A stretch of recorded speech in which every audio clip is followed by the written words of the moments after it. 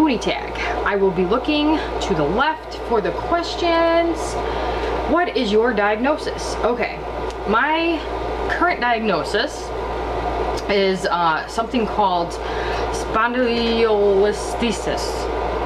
I don't even know if I'm pronouncing it right, but I am going to put a little clip in a picture after somewhere in here to describe exactly what that is in better detail with the visuals, just so it's, you know, I get that across. I have degenerative disc disease, which means that my discs are like degenerating. You know, it's a natural process that happens over aging, but for some reason I have that too, and I'm only 30, so it is what it is. Okay, I have arthritis in my spine and hip, and I also have an SI and hip issue. I'm not sure on the diagnosis yet. I'm going for an MRI next week. I do have nerve issues too. I don't have any diagnosis for that, but I'm on my way there. Okay, number 2. What has been the hardest part of being a Spoonie? I think the hardest part is acceptance. And not just acceptance for how my life is now, but also other people's acceptance. I really, and I don't want to say that I really care what other people think, because I really could give two shits what people think of me. This is my life. I have to live it. You know, you don't like me, whatever. I don't care. It doesn't matter. Do I want, you know, to have close friends and acceptance in society and stuff like that?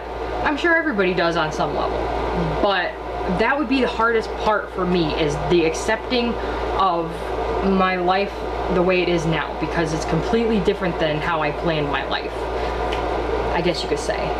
Number 3, what have you learned?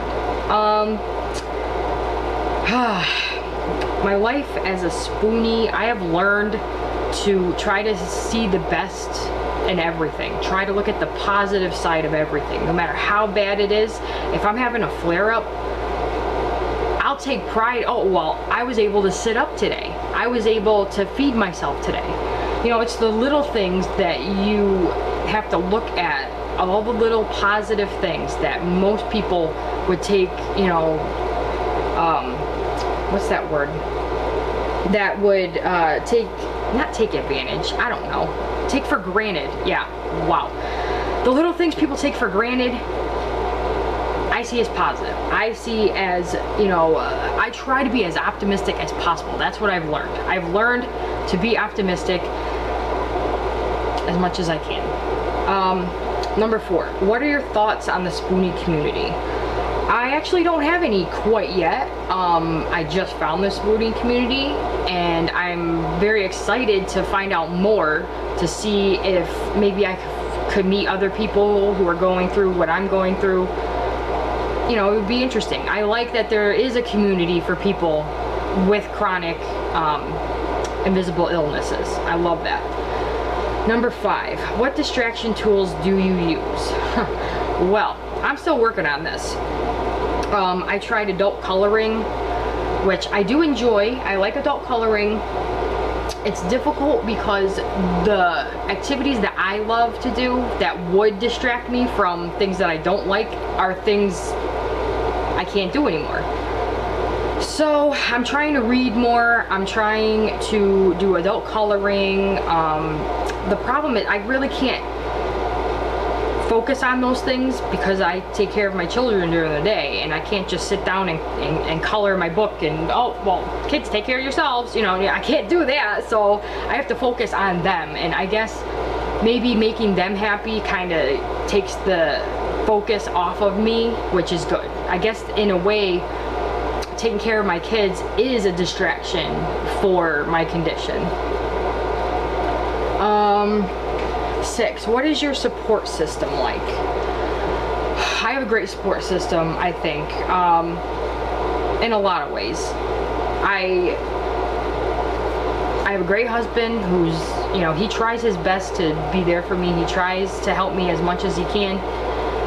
He sometimes he admits he doesn't know what to say, he doesn't know what to do. He's just like, I wish I could just fix you. And just him saying that and just him caring is all the support I needed and need at that moment. That alone is just, it's golden. It's priceless. 7, what do you miss? Yeah, a lot. I miss being able to roll over in my bed without having my breath be, you know, that. You all know what I mean when you move and it's like, oh, yeah. I miss just being able to move around without having to plan it out ahead of time. Like, oh, you know, I'm bringing my kids to the park. Well, how many steps is it until I could get to a bench? Like, will I have somewhere to sit? Well, you know, you have to plan everything out all way ahead. Do I have my medication? Am I gonna need to eat with this medication? Am I gonna make sure I have this? You know, you have to plan everything out way ahead, and that is something completely new to me. What else do I miss? Just, I miss my own life. I really do. I love sports, softball, basketball, anything to be active. I wanted to be a super active, fit person, mother, wife. I wanted to, you know, I gave up my career dreams because of this condition, and you know, I'm still in the process of accepting it. Number 8, what stigmas do you wish could change? I think the biggest one is because we don't look sick, people don't think we are, or they think we're all better. Like, if I post pictures online and I'm all happy, and you know, I go to, I don't know, anywhere. Like if I go out with the kids or I bring them somewhere, oh, you know, people are, oh, I'm so glad you're doing so much better. And it's like, yeah, I kind of am, you know, like I'm doing the best I can. That's all I'm doing. I'm not better. It's not gonna fix itself, you know. Like, I know people mean well though. They don't mean it to come across the way it comes across. But just because you can't see my sickness, it doesn't mean that I'm still not, you know, struggling daily with it. Number 9, what would you like a normal person to know about chronic illness? Well, I kind of touched on it before. Just be patient, you know. Just know that the person that has this chronic illness, they might not always show it. They probably, more than likely, especially in my case, I hide it.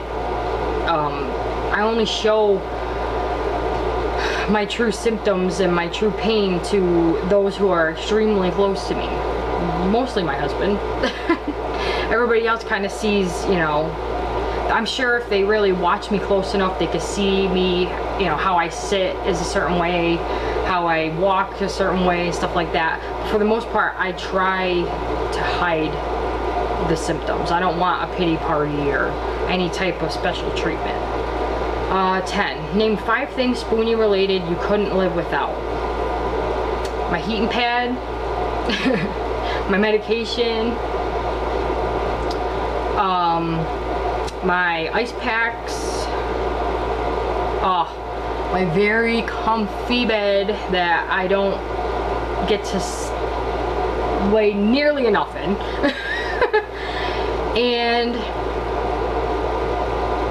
as ridiculous as it is, I would either say some form of technology, whether it's a phone or the internet or television, just because without that you kind of go crazy just staring at the walls. Number 11, what triggers your flares?